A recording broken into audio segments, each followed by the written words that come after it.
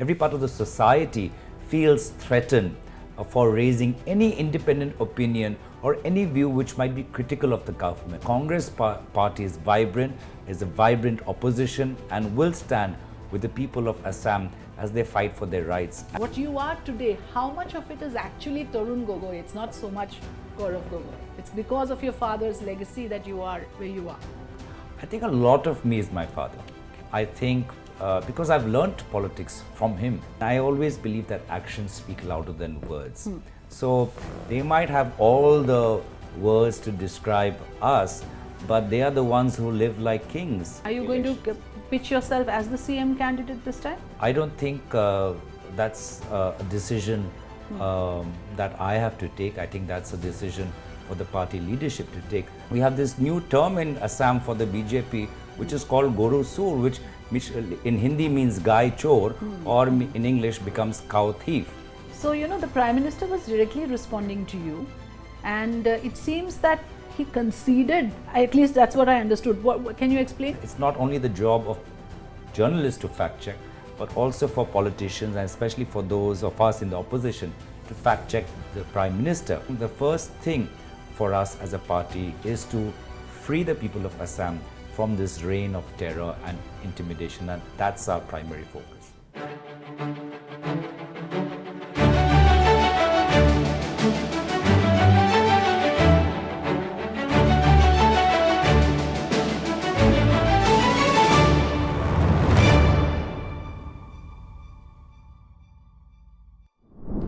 In this episode of Leaders Lounge, I have a three-time Member of Parliament from Assam, a very strong voice from the opposition in Parliament. It's my privilege to introduce Gaurav Gogoi. Welcome. Thank you for joining us. Thank you. Thank you so much, Afrida. So good to see you, Gaurav.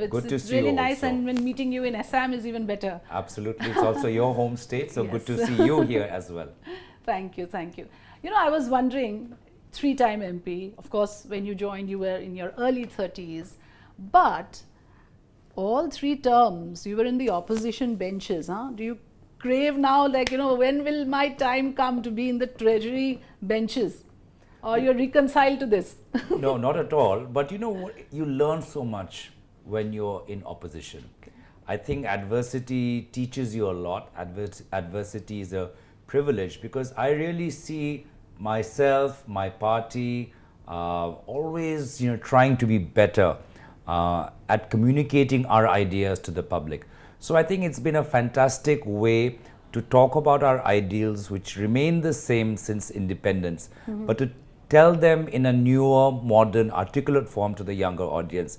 And we've learned a lot, and we learn a lot also by looking at this government and knowing that when we come to government, these are certain, you have hopes. These are mistakes that we will not repeat. Let's talk about the recent events in Assam. We are sitting here in Guwahati, where you had Mr. Rahul Gandhi, Mr. Mallikarjun Kharge, yourself addressing people in various pockets in Assam. What was the intention? Did you want to set the narrative or set early, the momentum early, because it's going to be elections next year for Assam? Well, in Assam, the kind of politics the current government is practicing is the politics of fear and intimidation and harassment. Every civilian, every part of citizen, every part of the society feels threatened for raising any independent opinion or any view which might be critical of the government. An ordinary villager is scared that they might lose access to government benefit schemes. A journalist is scared that they might lose their job or even go to jail. A businessman is scared that his shops might be closed down or his business might be raided. These are things which are not in theory, they have actually happened. So I think the message of the rally was clear, that don't be intimidated by the politics of the current BJP government in Assam. The Congress party stands with you. We had a very successful turnout. A lot of party workers came to that rally. And I think the very next day a message went that the Congress party is a vibrant opposition and will stand with the people of Assam as they fight for their rights and fight for the democracy. Two things have made headlines which you're already aware. One, of course, is Mr. Rahul Gandhi saying that here is a man who knows very well that he's going to go to jail and this is just a facade and there is fear in his heart. Do you think that was the right strategy? Because, being a observer of Indian politics, don't you think that sets a bit of a negative connotation that, Mr. Gandhi has come here and immediately speaks about sending Mr. Himanta Biswa Sharma to jail? Well, sir, when politicians practice the politics of fear and intimidation, I think it's very necessary to send a message to those people that they will not be sitting in power forever. And it is very important for us to send a message to the public that they don't have to suffer the injustice of a government for too long. I think that's a very important message. It's a message which empowers the people that they have the right to vote as per their wishes. They don't have to suffer in silence. And it sends a message to those sitting in power as well, that one day they will be out of power. And that day when it comes, they will be held accountable for their actions. The other headline, as I mentioned, is the one where Mr. Gandhi talks about Maharashtra mein cheating hua hai, mandate churaya gaya, and ye yahan pe mat hone dijiyega. I mean, I can understand because of the Bihar revision of roles and all of these issues combined, Congress does have this very strong pitch that it has not been an even playing field. What makes you so convinced, and I'm asking you entirely from your point of view, that Maharashtra mandate was unfair or it wasn't a level playing field? Because we are seeing elements of that in Assam already. We had panchayat elections in Assam earlier this year, and I saw in my own Lok Sabha constituency people who voted in the 2024 Lok Sabha elections just a year after just could not find their name in the voting list, and they did not have access to this information until the very end. People who voted in one polling station 8 months before during the Lok Sabha found their name at a completely different polling station during panchayat elections, and again they had no access. So the election commission, especially in the preparation of their voter list, is acting in a very opaque manner.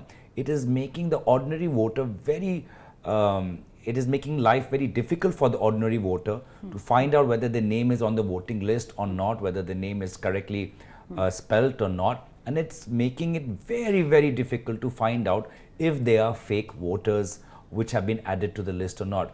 I don't understand that in a modern digital era, why, when we have the right to information, why is the election commission, the government, trying to build such secrecy around the voter list? And I think we've got several evidences of what happened in Maharashtra, how in a span of 7-8 months close to 1 crore new voters got added, how thousands of voters were registered with one address. And all of these questions, when you ask the election commission, all that you're met with is just a blank stare with silence. And I think that's not healthy for democracy. Which you said you're going to raise in Parliament, and that is what I wanted to ask you, that with this issue of the electoral revision, which is of course have been taken up very seriously by various media outlets, but what is the primary issue here? Because it's very connected to the CAA and RC process that was conducted here. And I feel, again, I'm a critic and I'm an observer of your party as well. So let me put it this way, that why is it that you didn't see, and I covered your campaigns during state and Lok Sabha elections, that the Congress never managed to take this issue which was ready on a platter, where you could have said that, look, this chronology of first allowing some citizens of, refugees or whatever of other countries into the rolls and then making an NRC is a clear, it's visible what the intention of that could be, that you want a electoral roll suited to your vote bank. Why hasn't the Congress, if I were Congress, I'm just saying, that would have been my main issue. I'm just saying as a political observer, that the Congress campaign, where I see where you have ready issues, you have not been able to hammer it down. Okay, so let's start with the, at the first question, which is why the question of election commission and voter list is important. Because it is got to do with the fundamental right to vote of a citizen. It is not a Congress issue. It is not a BJP issue. It is not a media issue. It is not a party issue. It is for the fundamental right of every citizen to cast their vote. And no Indian citizen should be denied that vote just for their political influences. And that's happening on a large scale, on a systemic scale, and therefore is extremely worrying. And therefore, all of us must be very aware and conscious, and we have to be an informed citizenry. The only way democracy thrives is when citizens are informed of their rights and are able to challenge for their rights. And I think that's why we are seeing this systemic assault on the citizens' right to vote, and that's why the Congress party is making this such a big issue. But coming to CA and NRC, you have to remember, Afrida, the pitch, the feverish pitch of this entire issue was in the 2021 Bengal elections. And no, 2019 were major protests here. they were also in major protests in Assam. But the remark that you heard about chronology, the term chronology came in the 2021 Bengal election. It seemed as if the way the BJP, because they would talk more about this issue in Bengal, and in the end the people of Bengal, Bengalis themselves rejected this and thrashed the BJP soundly in the Bengal elections. But not the same didn't happen here though. The surprisingly, same did, despite all the protests that took place. The same did not happen in 2021 state elections. But I think 2021 state elections, we were also coming after COVID. At that time, we lost a stalwart Congress leader, my father. So there are many other issues. Congress went for a tactical alliance with a party which benefited us tactically in some seats, but it also damaged us in other seats. There were also newer parties which came in, which managed to break into the opposition vote as well. So I think there are many such issues. I think at that time in 2021, we had a fantastic campaign of Save Assam, in which we talked about many such issues. I remember you say that we didn't take it seriously, but Rahul Gandhi himself came to Assam, and I remember in a rally he wore Assamese gamusa, and it was written CAA and it was crossed out. So it was very loud and clear, both through our campaign and through our leadership, that we opposed the CA and NRC. And I think there are many such issues for which we didn't do so well.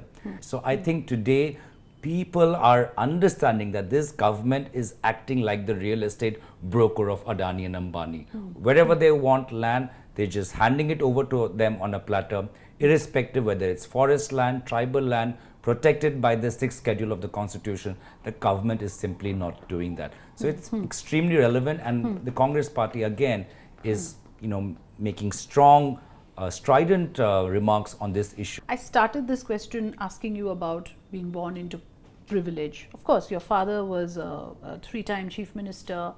What I want to actually know from you, Gaurav, is that you won with a big mandate against all odds. No one can deny that. The last Lok Sabha election, and 3rd time you were into parliament.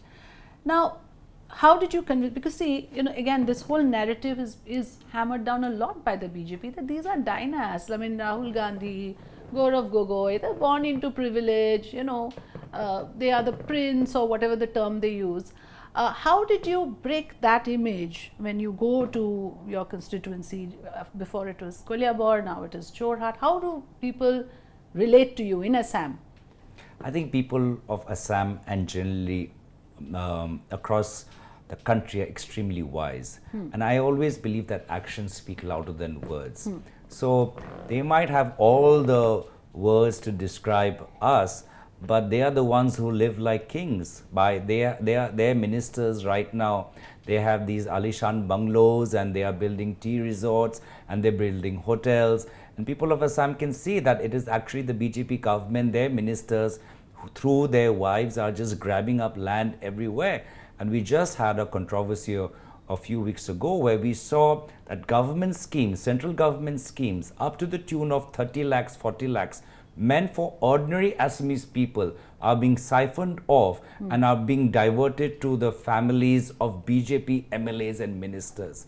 So, when they talk about dynasts and minister and dynastic rule, their actions are so sacrilegious, they are so blatantly corrupt, that I don't think people pay attention to their words and hold them account for their actions. In fact, we had this another government project where close to 300 cows were being brought from Gujarat for a dairy project in Assam, meant to help the dairy farmers of Assam. That made a and big in stir. the end, what happened was that out of 300, 100 cows were again not given to dairy farmers, but were taken to private dairy farms of BJP MLAs and ministers. So now we have this new term in Assam for the BJP, which is called Goru Sur, which in Hindi means guy chor, or in English becomes cow thief. So therefore, as I said, actions speak louder than words. You might have all the stories and messagings and campaigns, but if you yourself act like such privileged, authoritarian, fascist rulers, then I don't think people will support you. There are quite a few speeches of yours which I've watched intently, and one particular speech which I want to play out for our audience as well is where you are raising the issue of Ram Mandir consecration. Obviously, Congress was uncomfortable ahead of 2024 elections. This whole inauguration happened, and BJP is ready to capitalize politically. You raised this issue in a very interesting way. Let's listen into that. I want to play it out for our audience. जय श्री राम कहते हुए इतनी कटुता क्यों? मर्यादा पुरुषोत्तम या राम को नमन करते हुए इनके वाणी में इतना हिंसा क्यों? इतना घृणा क्यों? इतनी घृणा क्यों है? आप राम भक्त हो ही नहीं सकते अगर आपके अंदर घृणा हो। आप राम भक्त हो ही नहीं सकते अगर आप नफरत फैलाते हो। आप राम भक्त हो ही नहीं सकते अगर आप दूसरे पे गोली चलाते हो। आप राम भक्त हो ही नहीं सकते जब आप दूसरे के धर्म के अनुष्ठान को अगर आप कलंकित करते हो। तो हमारे लिए तो ये ग्रंथ एक ही है। My question to you is that, of course, you tried to make people aware of the fact that while ab Ram Bhakt aise nahi ho sakte, just by doing this, and you cited certain other things, but it didn't work for you. Did it actually backfire on you, you feel, that you raised the issue of Ram Mandir in this manner? Actually, if you remember the 2024 Lok Sabha election result, the BJP lost Ayodhya. So even the people of Ayodhya could see through the politics of the BJP. And people in India are extremely religious, deeply devout, extremely spiritual, and many don't like politics to be mixed with religion. They treat it separately. And I think that's something that differentiates us from the BJP. We are equally religious. We were not uncomfortable with Ram Mandir, as you pointed out in your question, but we don't want it to be used as a way to seek votes. I think to seek votes on behalf of Lord Ram is to demean and dilute our religion and dilute our devotion to Bhagwan Ram. So that's what I was pointing out. And that's not just my personal opinion, but even Rahul Gandhi in Parliament has said that the BJP don't represent Hinduism, and Prime Minister Modi is not a reflection on Hinduism. It's completely different. And I think that's been our position as well. I mean, we are the party of Mahatma Gandhi, who was deeply devout, and they are the party that have inspired in their past Nathuram Godse, the person who killed Mahatma Gandhi. So that is a distinction that is necessary to be brought out in public domain. Gaurav, I'm going to show you two more clips. One where the finance minister is rather agitated with you, because I can see that she is addressing you, and there is a controversy with a word. I think somewhere she said Luka, and she says, I never said Luka. It's quite funny. Let's watch it. I didn't use any such a word. What is Luka? What is Luka? Who used it? Who used it? I have not used it at all. I am not a Hindi Bhashi either. I have not used it, sir. Sir. That's right, whoever used it, right? I have not used it, sir. I'm sorry. What?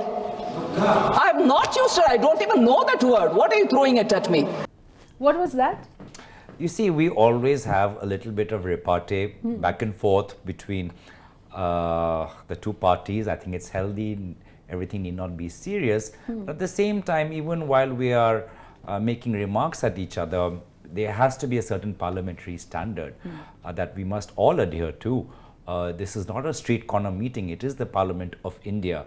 And I think she referred to a word which was she knew was unparliamentary. But she said I never said it. After I raised it. So immediately when I challenged her on it, she took that word back. But that's, I think, She said, I'm not Hindi Bhashi, I don't even know that word. Are you one of those who would she often speaks in Hindi. She does, yeah. She's not a Hindi Bhashi, but she often speaks in Hindi. And she's a very seasoned politician. She knows how to give it back. Do you think she's in the reckoning to be BJP president? I'm going a little off track, but I have no idea. I think right now I'm so engrossed in Assam politics, having been the Assam State Congress president a few months ago, or actually literally a month and a half ago. So I have no gossip on Delhi. You don't must have tell anything me. to share with me. But tell me, this matter has been raised by Mr. Moan Bhagwat, no less, about 75 and the age of retirement, and a lot of your colleagues and others have raised the issue that is he alluding to Prime Minister Modi. What are your thoughts on that? Well, often Mohan Bhagwat ji has made certain remarks which the people of India think are referring to Prime Minister Modi. I think one of the most famous remarks came after the 2024 Lok Sabha election results, when Mohan Bhagwat ji said that nobody should think that they are divine or they are God. And it just happened a month after Prime Minister Modi in a TV interview said that he believes he is some form of divine incarnation. And lo and behold, they don't even cross majority, forget about crossing 400. So I think this is an old pattern that we see. It goes, and again it's for them to clarify, and I don't think it's our business to speculate. But it has been your business even to heckle the Prime Minister. I mean, let me show you that video also. Let's take a look. जहां एक परिवार को पार्टियां लिखी जाती हैं, वो लोकतंत्र में उचित नहीं है। लोकतंत्र में पार्टी एक परिवार के 10 लोग राजनीति में आए, कुछ बुरा नहीं है। हम तो चाहते हैं नौजवान लोग आए। हम भी चाहते हैं ये इसकी चर्चा करिए। हमारे साथ, आपके साथ मेरा विषय नहीं है। So the Prime Minister was directly responding to you, and it seems that he conceded. At least that's what I understood. What can you explain to our viewers what was happening? I think it's very important to fact check, and I think it's not only the job of journalists to fact check, but also for politicians, and especially for those of us in the opposition, to fact check the Prime Minister. And when he's talking about that the Congress party practices, believes in dynastic politics, while sitting behind him are all ministers who come from very, very powerful political families, I think it's a bit hypocritical, and it's a bit ironical, and he should be called out. And often you called out there and then. You thought you should just. Well, I think it's important to fact check on the moment, right? Why let a moment slip? And often the BJP, when they are pushed back, then they talk about that. Well, we don't talk about these people who come from political families when they are ministers. We're actually referring to those political parties where the head of the party is always a member of the same family. And I think that's again where I fact check the Prime Minister, because they've been with the Akali Dal, they were with the PDP, they are with the LGP, and it's always the same family which is at the head of the political family. You literally listed them all out over there. Well, so I did, and therefore I think the Prime Minister ended up saying that actually he's all for dynastic politics, because he said that he has no issue with 10 members of the same family joining politics. What I'm trying to bring up here is one side of your personality, because people think, and I face this too, that people from Assam, from the northeast, are slightly mild-mannered. We don't have that guts and gumption all the time to say something very outright. You're a different person in Parliament that way. I know you personally, I have not seen that side of you when I interact with you, but in Parliament when I see you, where do you get that fire from? Well, I think, it's very common that when you are in a field like politics, you have to be combative. And especially when you have a government which for a long time had such huge numbers in its favor, you have to be combative in order to make yourself heard. And I think that's something I understood very early on. The politics of the 2000s of the UPA era has changed to a very combative, bold, assertive politics. And if you're not combative, if you don't assert yourself, you will simply not be heard and you will be overwhelmed. And I think if you allow yourself to be overwhelmed, you're being unfair to those who believed in your ideology, those who believe in the Congress party, for those who supported and voted for the Congress party. So when I am combative, I'm not just for myself, but for all those people who believe in a strong opposition, and also all those who believe in the Congress party. But is there a price to pay? I'm asking you this because see, the Modi government has used the services of opposition leaders, and one would have thought that your name should have been there, right up there as combative, one who speaks his mind, one who is able to make a point, articulate person in parliament. But there were so many from your party. You think you annoyed the Prime Minister a bit by heckling him like that time and again? I don't think so. I think he's a veteran politician. He's seen many of this, in his long career. But did you miss being in one of those delegates who went, to make India's point abroad? Well, I'm grateful for my party for sending my name, for nominating, for believing that I could represent India on the global stage. And then it's for the government to whether accept my party's proposal or not. But I'm glad that the party felt that I'm someone that can represent India at a global forum. Yeah, but it was very clear, right, that the members of the opposition, they were seen more than the members of the ruling party when it came to making a pitch. Whether it was Asaduddin Owaisi, Shashi Tharoor, all of them ended up making a far stronger impression. Do you think the members of the opposition did a better job and the government couldn't have made such a strong impression without them? I have, what I've observed, that they are equally such articulate voices in the BJP. The difference is that in today's BJP, they are simply not allowed to rise. The BJP of today prefer discipline and order over merit, over excellence. And therefore, many such people who can give the right advice on finance, on economy, on law, they're just simply not promoted by Prime Minister Modi and Home Ministers Amit Shah. And therefore, this opinion of yours was very stark and evident to see, because here, within the Congress or in other political parties, there are people who have a very independent view, whose view is sometimes different from that of the leadership, but they are allowed to represent the party. But on the other side, even while still being a disciplined soldier of the BJP, just for the fact that you are meritorious, you're intelligent, you're almost punished for it. And I think that's why you can see this stark contrast between the two parties. We mentioned Shashi Tharoor, so I want to know, of course, there's a lot of buzz around where he stands right now. There's one sort of opinion that says that he's not going to cross over and Mr. Modi wants to use his services while he's in the Congress. What is the opinion from you on this? As I said, Afrida, I've been in Assam for the past couple of months, and I think my entire focus is on Assam. I think I'm not the right person to comment on Mr. Shashi Tharoor. No, because you raised the issue about how people who speak are not allowed to. Is Mr. Tharoor disgruntled? Okay, I'll leave that aside. Let me come to Assam then. Let me just to clarify.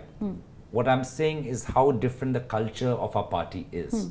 The culture of our party and many opposition parties is that if you're articulate, if you are knowledgeable, you are rewarded, you are incentivized to continue.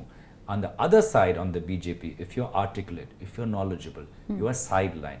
And it's only when you have submissive people and who prioritize discipline over excellence, those are taken forward. And if you look at the selection of the chief ministers of the BJP in states which have recently gone to elections, first time MLAs becoming chief ministers, I think this is an argument that resonates with many people in the public as well as many intelligent people within the BJP themselves. Coming to Assam, you've recently joined as the APCC chief. It's a huge responsibility for you. To us again as observers, it seems like the party has rested this on your shoulders to make a comeback in Assam. What is your vision for the next election? Well, I think again, as I said, we have to understand where Assam is right now.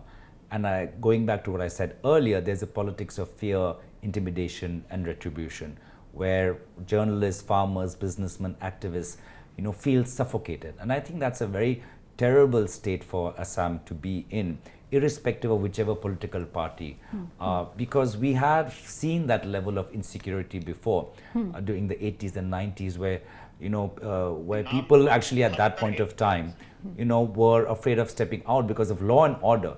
So to have that level of anxiety and insecurity this time, not because of some external extremist or insurgent, but because of the political climate, I think that's very poignant, very tragic. And I think the first thing for us as a party is to free the people of Assam from this reign of terror and intimidation, and that's our primary focus. Gandhi said this again this time, that there's been an appropriation of the media. He's repeated it a number of times. Despite this, can you create a campaign? Because social media is big today. Times have changed. The traditional media, the so-called mainstream, they are shrinking, and the other media, which you can by all means use, it's an open field, just like Mr. Zoran Mamdani has done. I mean, he had nothing in terms of money, power compared to his other contenders. Do you think you have the wherewithal for that? And a young leader like you should be able to. Again, to go back to Bharat Jodo Yatra, no mainstream media covered it, Afrida. Yet everybody saw it. Everybody felt its impact. So much so that there was the need for a different yatra from Manipur to Mumbai. Again, largely ignored by mainstream media, largely ignored by legacy media. So this is not a new challenge for the Congress party, but at the same time, we found ways to address this challenge. Has the media been fair to you? What is your take on this? It's a good question, because I do see a contrast between national media and regional vernacular media. I think regional vernacular media, in my experience, have been far more neutral than national mainstream media and legacy media. And I think it's the risk for the legacy media, because young people don't watch news anymore because of the kind of biases they've been succumbing to when it comes to national and legacy media. So I think the legacy media will write their own obituary if they practice the kind of business that they are doing. They will simply lose all the audiences of the future. They will hold on to some core audiences, but the minute the new forms of media figure out a more successful, sustainable business model, I think legacy media will have to adapt if they want to survive. And I think they're trying to do it also. I do see some legacy media trying to venture into podcasts, but they're still so rigid in their alliances, in their networks, and and they are so closely attached at the hip with the mainstream government that they are slowly on a decline, in my opinion. Okay. So a few concluding questions. First, tell me, the fact that you are now the chief of Assam Congress, obviously questions are going to be raised now, whether you're shifting focus now more to the state, whether you are being groomed now to lead the state in case the Congress makes it back to power. Are you more interested in delving into politics here, or you're happier in parliament as a member of parliament from Assam in Delhi? Whatever opportunity the party gives me, I want to give it my best. And I'm equally passionate about national politics, as well as for the welfare of the people of Assam and for the future peace and prosperity of the state of Assam. Right now, I'm the head of the party state unit, and my sole and only responsibility is to win the next state assembly elections. Are you going to pitch yourself as the CM candidate this time? I don't think that's a decision that I have to take. I think that's a decision for the party leadership to take. But as I said, our main focus is that we have to wrest back power from the BJP. But if it takes your name to bring the state back to you, why not, is what I want to know. Why not? Why shy away from it? If you know it will add heft to the campaign. That's the kind of feedback and intelligence and understanding that the party leadership in Delhi have to look at, because they have far more access to information from different circles and from different walks of Assamese society. So it's for them to take that decision. As I said, for me, my job solely is to put the party on a winning path for the 2026 assembly elections. Your father, who I knew, of course, because I was reporting from Assam in those days when he was the chief minister here, I've seen him from close quarters. And when I look at you now, I want to know how much of you is your father, and what inspiration do you draw from him? But first of all, tell me, how much of an influence does he have? And I also want to know that what you are today, how much of it is actually Tarun Gogoi? It's not so much Gaurav Gogoi. It's because of your father's legacy that you are where you are. I think a lot of me is my father. I think because I've learnt politics from him. So whether it's his understanding of Assamese society, whether it's his understanding of politics as a way of service to the people, whether it's his understanding of the Congress party, its history and its values, I think a lot of me is my father, and I'm glad for it, because he was a person who was regarded as a gentleman politician. He was a person who was regarded as a statesman. He was a person who was not vindictive towards his political opponents or to the people in media. Someone who used the bureaucracy fairly and did not use them as a political tool. So I rather hold on to all to these ideas and learn as much from his experiences and practice them in my work. But you do feel that you grew out of his wings and you carved a niche for yourself in politics. People don't know you as Gaurav Gogoi, the son of Tarun Gogoi, because you have now carved your niche, or you feel that no, you're still a lot about Tarun Gogoi and his legacy, and it should be like that. What do you desire? I think people should just look at my work. If they're happy with my work, they are, they should advise me on how I can do better. And if they're unhappy with my work, they should advise me on how I can do better. But so as I said, my work should speak for itself. What was your relationship with your dad like? What were you like with him? No, it was. It had its ebbs and flows. I think it was a very different nature when I was young. He was not the chief minister then, so he had far more time with us. We could take family holidays, and when we were growing up, he had a Maruti 800, and we would drive together as a family to Shimla. And there are memories of me sitting on his lap and holding the wheel of the Maruti 800. And then later on, as a young professional entering into field of politics, I think again there was a mentor-mentee kind of relationship where I was trying to learn a lot from him. And I think he was also, as someone who is young, who's come from an experience outside of Assam, having traveled and worked in different parts of the world, he also used to learn a lot from my experiences as well. I think he always liked to be up to date. And I think that was a good relationship that we had. You rate him as a good dad? Yes, absolutely. I think, he did his job well, and he taught his values well. He passed on his values. I'm saying now you are a father yourself. So anything that you would take away from there and that you practice as a father yourself, what is the difference between the two generations, you as a dad and your father as a dad? Afrida, if I were to ask you the same, how different is your mother's parenting style from yours, there'll be a vast difference, because there's a generational difference. Yeah. There's a generational change in the attitude which has come towards parenting. All our parents used to take a cane and a stick, and especially Indian parents are known to be very expressive with their hands, especially when they are strict. So and now today's both kids and parents are very different. So obviously, when it comes to parenting, there will be a generational shift, which is normal. You have straddled between Delhi and Assam, right? What do you like? As Assamese food, khadyo bhal pai ne, you prefer Delhi? I think I just like variety. So you like variety. I like the fact that I can be in Assam, and every district of Assam has its own unique cuisine. If you go to a tribal village in Karbi Anglong, you'll have a very different cuisine. If you go to Barak Valley, you'll have access to some great Bengali food. If you go to Tinsukia, Jorhat, you'll have great Assamese thalis. If you go to Borpeta, some fantastic variety of fishes. And then you come to Delhi, and all the cuisines of India you like are there in chole Delhi. bhature equally. I don't believe you. I think you like Assamese food better. I'm a huge foodie. So if you give me from chole bhature to dosa to vada pav, to momos, to thupkas.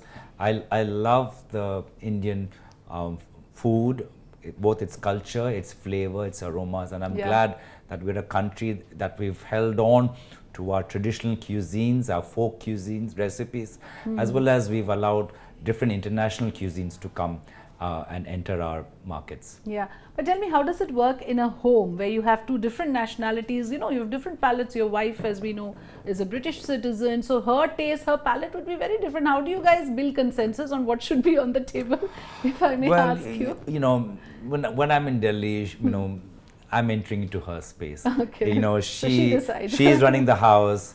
She's got the house running very well with the kids, with her own work, with all the people who are helping in the house, and it's her routine.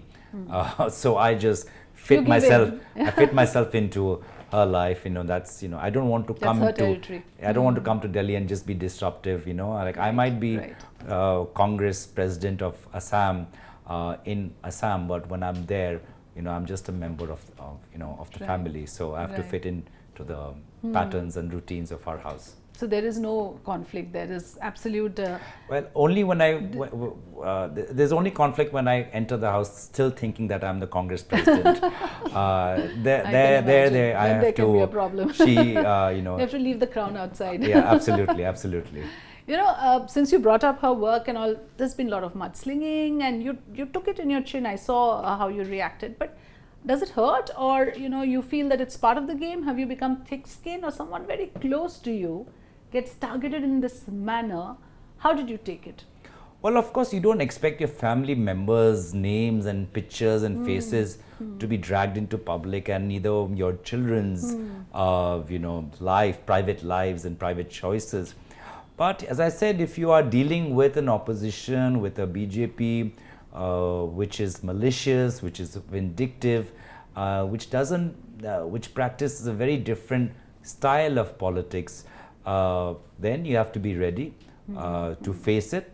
And I think, as I said, you learn a lot from adversity. I think this adversity taught us a lot about ourselves as a family, as well as taught us how much support we had amongst the people of Assam, and the fact that the Congress party, despite this, sent me to head the party for the state leading up to the Assam elections next year, also showed the faith the party had in me. So I think a lot of good things have also come out, and I'm happy for people for themselves to see a contrast between the kind of politics that they are practicing, the kind of businesses that their family members are indulging in, the kind of government contracts and access to public money that their family members are indulging in, and people can compare, you know, their families' lifestyles with us, and I have nothing to say beyond that. But how important is it to have a strong spouse, your partner in life, to be supportive of you in politics? I mean, we have the Prime Minister who's not married, and it seems as if they are more devoted to work. But as a family man, do you think that support from home helps even better, or you feel sometimes it can hold you back?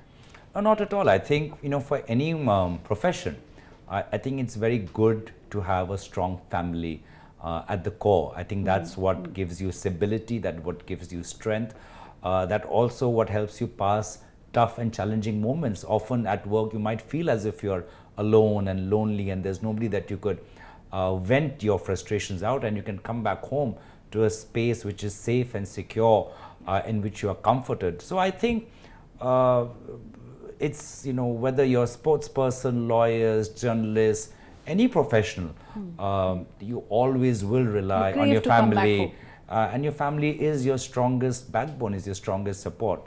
And I think it's very necessary for us to not take that for granted, and to be fully present when we are back in our homes, in our families, and therefore I have to leave the mantle of Assam Congress or politician at the door once I walk inside my house. I want to know, last question, first on work-life balance, and second, I want to know that a lot of videos of you working out and all. Gaurav, tell us, what do you do for fitness? What do you do for mental wellness? Share your health tips and wellness tips with us. I think it's very, I mean, you know, what you're also seeing, Afrida, these days, that there are many young people succumbing to heart attacks. You're seeing shows on Netflix like Adolescence, which shows the pressures of social media. You're seeing cases of depression and suicide just rise. So I think it's extremely important in a post-COVID world to be very conscious of your health, both physical health, mental health, emotional health and spiritual health. And therefore I do try to do a bit of everything which works for me. I think different things work for different people, but as long as you give that time of the day for that. So for me, I think a little bit of meditation, a little bit of physical activity. You go gymming? You go gymming? Whenever it's possible. I think Okay. as much as possible. I think Gymming versus walks, which one? I'm not a walker. You're not a walker. You much rather go I to rather, yeah, because you know, a you gym. need that ecosystem. Well, probably. also I think I get much more out of a 20-minute gym session than I'll get out of a 20-minute walk. Yeah, I agree with you. It's much more intense. Intense, as well as for a walk, you know, I like to take long walks in scenic areas. Okay. Right. So I can't, you know, I love to But take Delhi a walk. has a lot of these beautiful parks where you could. Yeah, but you know, after you're just doing loops, right? So I'd rather take a long 4-hour walk in the hills, or take a long walk, you know, Like a trek. like a trek. I'd rather do treks than do loops of a park or circuits on a treadmill. I think So it's you're more very of a boring. gym rat than a walk. Pretty much. I mean, so a nature little bit of yoga also, but I think it's very important to do a little bit of meditation for your spiritual health, do a lot of physical activity for your physical health, read books from time to time and not be stuck in Netflix and Amazon Prime and Apple That's a TV challenge. yeah, absolutely. But you need that for intellectual health as well. I think your brain just works differently when you're reading something meaningful and thoughtful. I think we're just losing a lot of reading time. Because you know, life is so stressful and there's just so many things you want to achieve in a day. So I think all of this is a priority, and I try to, while I enjoy my food, I eat different types of food. I try to not eat as much, which sometimes can get me into trouble when I'm in my constituency, when I'm eating at a party worker's house and there's, you know, they've poured mounds of rice and I've left and I've had only a little bit of rice. I think I end up offending a few people, but I professional hazard. Yeah, that's the professional hazard of a politician, which is long car journeys, long frequent plane trips, eating at the wrong time, being fed, being expected to eat huge amount of food many times in a day. True. One thing I envy you for, which I will tell you openly, is the way you have picked up Hindi and the way you speak now. So you speak 3 languages. Assamese to अपना मातृभाषा होए, हिंदी में भी आपने अभी काफी कुछ आपका पकड़ in the usage of words. You sound like a native speaker in Hindi, and English, as we just heard, you are very articulate. How do you switch languages? I have seen apni Assamese pra Hindi, Hindi pra English koribo pare keneke. Mane hiki bhal pao. Aru jote moi jao, wherever I go, I like picking up different languages, different dialects. So I remember I went to the Middle East for 2 months and I was in Palestine and I tried to pick up a bit words of Arabic. When I'm in Parliament, I hear someone from Punjab speaking in Punjabi, then I want to pick up a few of that. So So you have a natural inclination to pick up languages. Well, I'm curious. I'm naturally curious, naturally inquisitive, and I work hard on picking up words, sounds, dialects, and incorporate them in my delivery. I think there's, whether it's Hindi, Urdu, Punjabi, Bengali, Tamil, Telugu, Marathi, there's such rich languages, Assamese, Bodo, Karbi, there's such rich words in all of them. There's so much to learn from languages. So I think it's both, and I feel proud to represent them, even though I might not be a native Hindi speaker, Punjabi speaker, but I think it's me being proud of my culture, my roots, and representing them on a stage like the Parliament. It's also a necessity, let's face it. As a politician, when you're constantly communicating, it helps. You know, when you have a command over multiple languages. Thank you so much, Gaurav. Thank you, Afrida. For joining It was a pleasure. Thanks so much.